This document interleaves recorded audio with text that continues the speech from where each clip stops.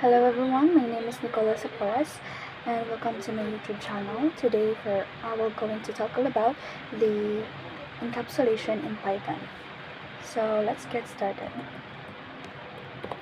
So before I dive into my problem set, let us first discuss about what is encapsulation. Encapsulation is an object-oriented programming principle that hides internal data and allows access to it only through controlled methods to protect the integrity of the system. So naatay, tulo ka members of encapsulation. So first is ang public members, which can be accessed and modified from anywhere in the program. Second is private members, using a double underscore and means cannot be accessed directly outside the class and it is used to protect sensitive data. Third is protected members using a single underscore. It is intended for an internal use within the class and its subclasses, but can still be accessed if needed. So here sa ato ang so let's proceed sa ato ang problem set A, which is ang topic is encapsulation. Ang title is CSU Library Borrowing Account, Secure Member Data. So, ang scenario is ang Caraga State University Library wants a simple system where students can borrow books, but borrow limits and penalties must be controlled, which means that students must not directly change their borrow count or penalty balance because it is sensitive na kanang information, which is dapat mabago ng isa ka student. So dapat makakuan lang siya through approved methods or controlled access. So encapsulation hides internal state and controls access via methods or properties. So ang learning targets nato diya is tulo. First is use private attributes, which is the double underscore, and prevent direct modification. Second is implement getter or setter and or read-only properties. Third is add validation. So dapat na wala siya negative values. So ang task requirements nato is mag-create ta og class library account, which gipangalan nato ang class nato na library account with a public and private attributes. Ang public attributes nato is ang student name and ang student ID. So ang private attributes nato is ang double underscore borrowed count and double underscore penalty balance.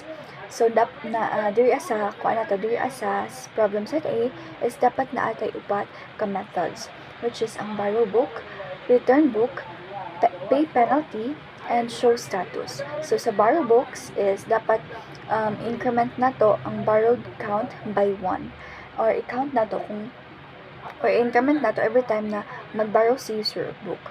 Reject if borrowed count is already 3, naka 3 limit na si user. And ang second method nato is return book or kanang na siya parameter dapat na days late. So i-decrement nato ang borrowed count by 1 if less than or greater than 0 siya.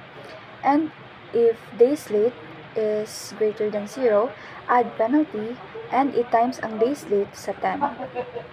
Ang third na method nato is pay penalty, which is na siya parameter na amount. So i-reject if ang amount is less than or equal to 0, and deduct from penalty but do not go below 0. So sa ang ipangkaupat nato na method is na siya show status, which is i-return niya or i-summarize niya kung unsa ang name ni user, ang borrowed count niya, and ang penalty balance. Tapos dapat mag-use ta og property for reading balances or read-only properties and use methods to update. So natay sample scenario diri which is ibuhaton nato later. So for example, student borrow 3 books, allowed na siya because nakaborrow na si user 3 books. Pag nakaborrow na siya og pangkaupat is i-deny na siya. And ang pangkatulo ang i-return ni user 2 days late, which is penalty is ma-increase na siya. Then base penalty or decrease is equal to decreases properly. So ma-decrease siya properly. So, let's get started sa atong code. So, maghimo ko code and mabalik ako and para i-discuss sa inyo kung unsa ang pag-work niya and kung unsa ang mga content niya. Okay, naa na ang atong code, which is isunod nato kung unsa ang gi-ingon diri sa ato ang set or problem set. So, here is naatay class, which is ang library account, which is na siya diri create a class library account with a public and private attributes. So, ang public attributes na to is kani. And naatay kanang init constructor, which is na siya parameter na student name, student, and student ID. So, i-assign na to self.student name is equal to student name, self.student ID is equal to student ID. So, next is ang private attributes na to, which is ang double underscore borrowed count and double underscore penalty balance. As you can see, na siya double underscore, which means that naka-private ang iyahang attributes. So, there naatay read-only properties. So, gi-read lang niya kung unsa ang content sa borrowed count and gi-read po na niya ang kung unsa ang content na sa penalty balance para siya ma-display. So, here, as you can see, dapat na-add daw tayo upat ka methods. So, here naatay upat ka methods diri borrow book, return book, pay penalty, and show status. So, i-discuss nato na siya isa-isa. So, here, sa borrow books is para tawgon, ang purpose ani sa mga methods is para tawgon na nato siya diri sa main methods. So, sa under niya is gi-evaluate nato kung ang self.double underscore borrowed count is greater than or equal ba siya sa 3. If matro na siya, is i-return niya ang borrow denied.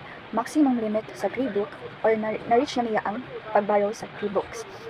So, if ever na ma-false, is increment niya ang borrowed count by 1. So, then i-return niya ang borrowed successfully.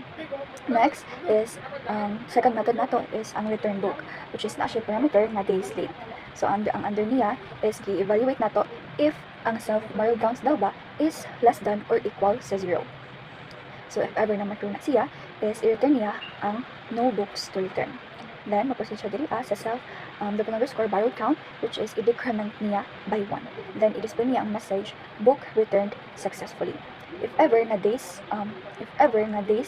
late is greater than 0, is add niya og penalty, which is natay variable di name na penalty, and ang value niya is ang days late i-times niya ang days late sa 10. So, self that double underscore penalty balance is i-plus or i-increment niya or add niya og penalty.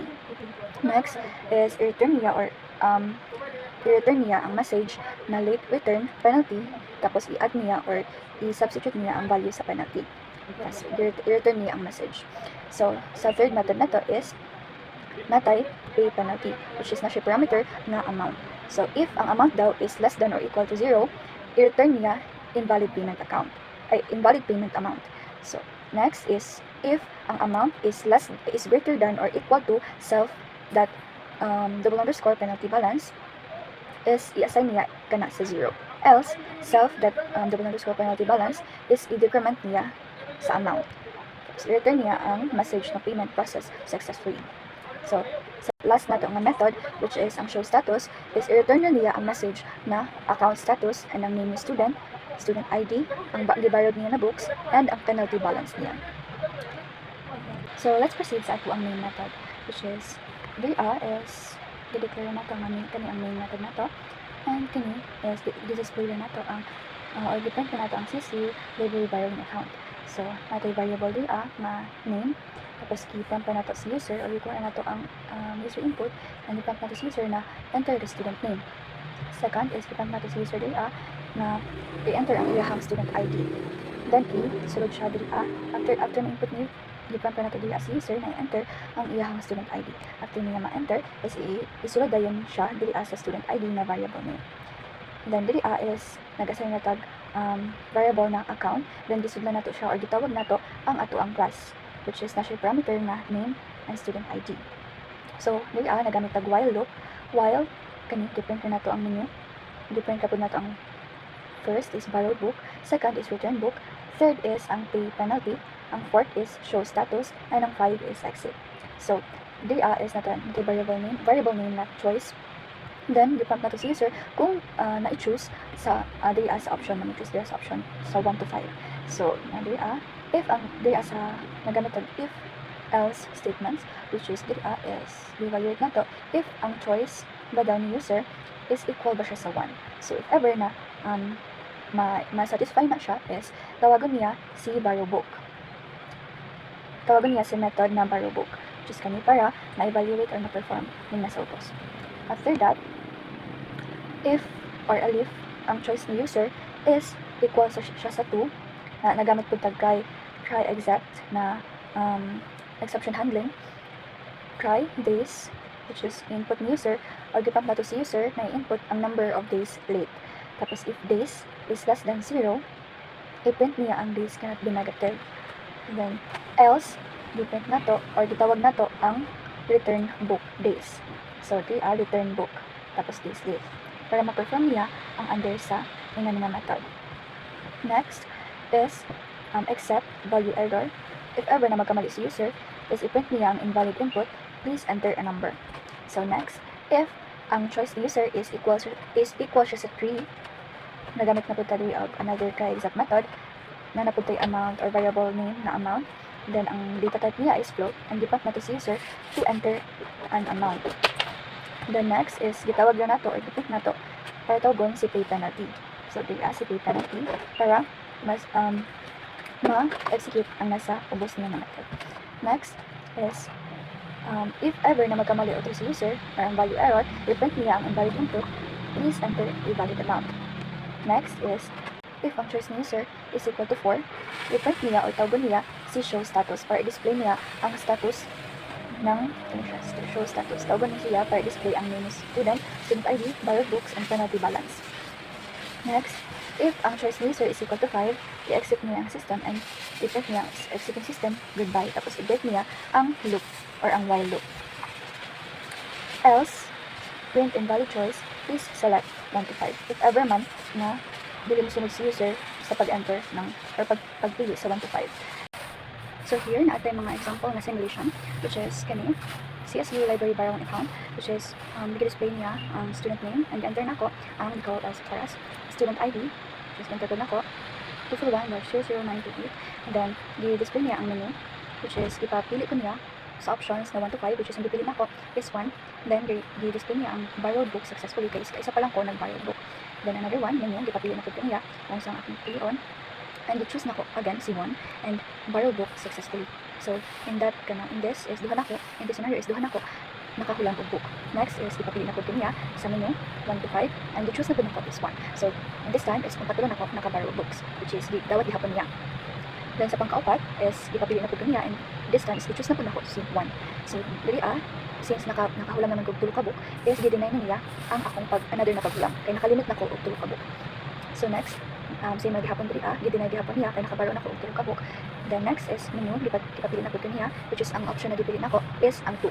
Tapos 2, which is enter a number of days late, 0 if none. So ang days late nako according sa instruction is 2 days late. So diri enter nako na 2, which is 2 days late. Tapos diri display is book return successfully, late return. Tapos ang penalty nako is 20 pesos. So di times man siya sa 10, which is 2 times 10 is equal to 20.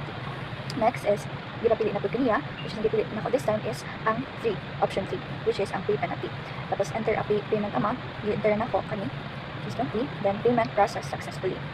After that, gipapili na po kaniya, which is option 4 na akong gipili, ang show status. So, as you can see diri, account status, i-display na niya, which is ang akong name, ang akong student ID, ang akong borrowed books, and ang penalty balance, which is 0 na since nabayaran naman ako siya. So that's all, guys. So I think that's all, guys. I hope na nakalearn mo sa akong video tutorial for the encapsulation topic. So if ever na may questions or clarifications, please don't hesitate na mag-comment down below para ma-answer na to ang inyong mga questions. I think mga ito. Thank you so much for watching. Thank you, guys.